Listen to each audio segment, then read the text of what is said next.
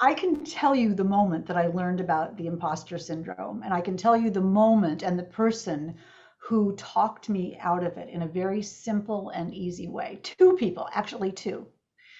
First was my dad when I worked at Rolling Stone in the 70s.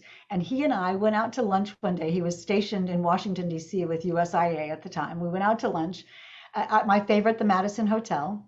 And I said to him, Dad, I love my job at Rolling Stone. I love it. I'm getting to meet a lot of people. I'm learning how to write. It's very exciting. It's wonderful.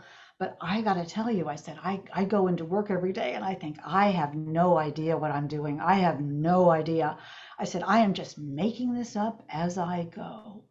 And my father, is the sweetest guy in the world, said to me, honey, that's what everybody's doing. And I said, no. And he said, yeah, that's what everybody's doing. And once I realized that I wasn't the only one that thought they were making stuff up as they went, that everybody else was just trying it, just doing the best they can, just going for it, and trying to hope that everything worked, I was so freed by that. I was so freed by that, by the idea that I wasn't the only one who was uncertain. And once I realized that it was everybody else was uncertain too, it really made my life a lot easier. The other person that gave me wonderful advice about it, so fascinatingly, was my mom. And it was after I started writing my novels.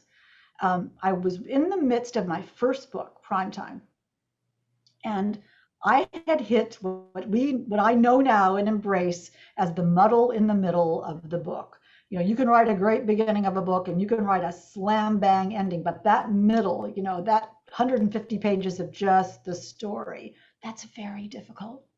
So I hit the muddle in the middle on Primetime, and I called my mom, as we always do if we're lucky. And I said, Mom, I cannot do this. I love this book. I think it's going to be a terrific book, but I just don't know what I'm doing. I just don't, I really don't think I can finish it. And my mom paused and she said, well, dear, you will if you want to.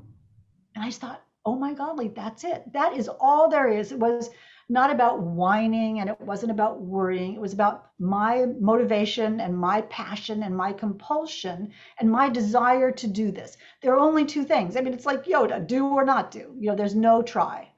And I realized that it was my choice. I could not finish it. I could not finish it. No one would care. Think about that. No one would care.